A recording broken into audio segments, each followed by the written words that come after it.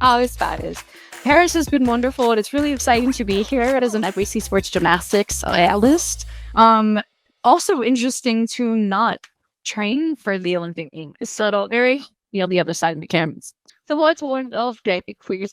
Oh, I will say nerve wracking is definitely. I mean, yeah, the more nerve wracking of the two would probably be competing just because the stakes are so high. However, I will say I get a lot of butterflies doing the entry work because it's live and we don't get to reshoot anything. So it's making sure that the opinions and, what I'm trying to say is translating well, and that it's always coming across respectful and kind to the athletes. Well, also understanding that sometimes it's going to be critical because it's the Olympics. Yeah, for sure. And I think when I see a sport from all the side of fans, because you're a fan's perspective, that's like, I think people are having no commentary. Oh, I do. It's just so delayed. People, like, you stand yesterday viewing the Simone, you were like, I feel like, and I muttered it and realized that there's a couple things that sometimes they just slip out, and we're so used to being so vocal during practice that I think there's still a part of me that's learning to mentor on. I even say that I mean, but just take us through that event in yesterday. It was the first event, and it was just insane. So many things happened. We saw some more artists get injured, she was crying. So I was like, for you, like, what is going on? How tough was it? Yeah, it could be really difficult just because there is a lot of empathy in terms of the athletes, especially Team USA going out there competing. I'm friends with them, so it's like if anybody gets hurt or somebody has a fall, my heart definitely tears a little bit more than it, normally would. But yeah, qualifications is such a difficult competition because it's everybody trying to get into whether it's their own individual spots or it's a team finals that's coming up soon. So Team USA did get their qualifications, and it wasn't a question, but there was that worry of Simone and her injury. She had done floor Warnock's female set, only though I can feel so big. And then just taped the ankle and hit it a phenomenal floor team. So she's got a lot of grit. Her coach had mentioned, Cecile Landy was like, there was no doubt in your mind that she was not competing. It was just a matter of managing the discomfort and maybe some of that pain. Yeah. But yeah, she grabbed it. The rest of the team had grabbed it. Everybody got some of their finals here and there, and I'm excited to see the rest of the competition. Yeah. Did you get a chance to talk to Simone Biles today?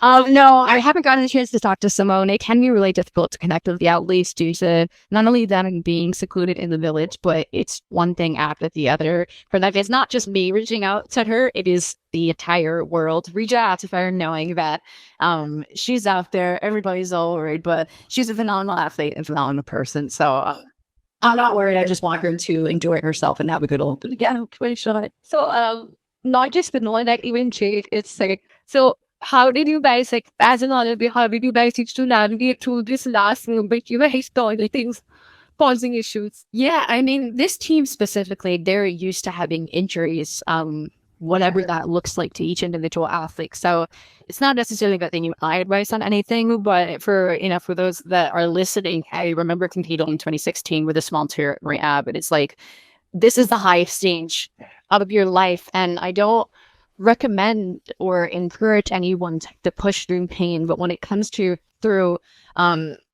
having to work so hard, there is 11 years before getting to the Olympics, and this is the moment when it counts. You're going to work through a couple of injuries to make sure that you can show up for team, for the country, also for yourself. So sometimes you just have to work through it. You can take care of it later, and if it wasn't the Olympics, they would definitely take the time to recover, but sometimes that's not the case.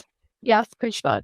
So, your background is over there, and they have an insane skincare. So, do you think skincare helps with keeping up exercise in check?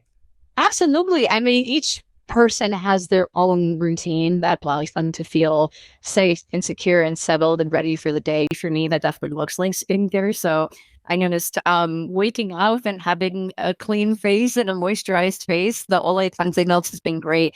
It's not meant just for travel. It can be, it's, for home, but for me, because I travel so much, I tend to take them with me, and it feels good if I'm using that on a plane or just I'm in my hotel room. It's like my face actually feels clean, and I can go into the commentary work knowing that, okay, I'm going to be on camera. My skin, the entire world is going to see me. I want to feel confident, and I do. final five 2016 versus past five 2000 when scored everything is different. Better version or mismake. Oh, no such thing as better or worse when it comes to an Olympic team, and that goes for every single person, no matter what medal color. But the code of points changes every 4 years, so that's hard to compare gymnastics teams when everyone is the best gymnast and the best team that they are in that pod with the rules that are set. So it's exciting because when we look at Rio 2016, we were the best gymnasts in that quad, and when we look at Paris 2024. These are the best gymnasts in this quad with this code points. It's important to focus on that and to recognize, okay, these are the cards that they've done. They're doing phenomenal with it. And it's not just Team USA, it is everyone internationally competing. We saw Brazil have a great competition.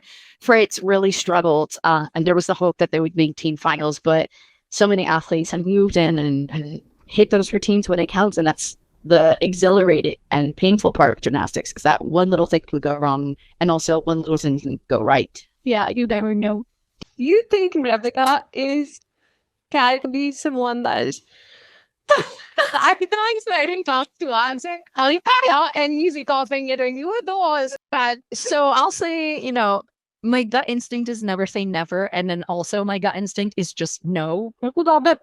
See, because Simone's start value is so incredibly high that, and it's more so factual. It's not necessarily out of bias or out of friendship.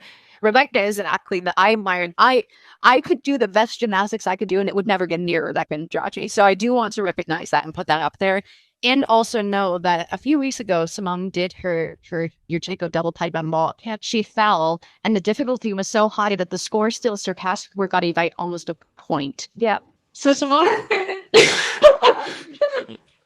So now, however, I will say, Rebecca Andrade did submit a Triumphos listing Yurchenko for it to be recognized as an official skill. And Gitchy competes that the score definitely gets close to Simone. So, again, never say never. Anything can happen in the Olympics. Sometimes falls happen, Tokyo with Simone, that was uncharacteristic. And yet Simone came back with 10 times harder start value. So that's the fun of the Olympic Games, is that we don't know what's going to happen. But as of right now, if someone stays healthy, she just does what she's been doing. She's definitely going to come out on top by quite some points. However, Andrade is one of the, if anyone can get near her, it's Andrade. She's a name that deserves to be kept in this. Can we be fans to how difficult it is? Not just it's a bonus Viking, but even online the trip one. How difficult it is for athletes to be after they doing that at the voice stage. Yeah, when the pressure's on, that's when those little mistakes happen.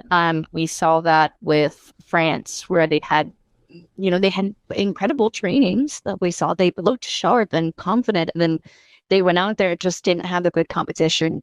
We also saw with, let's say, Flavius Weber from Brazil, where was kind of coined to be in those beam finals.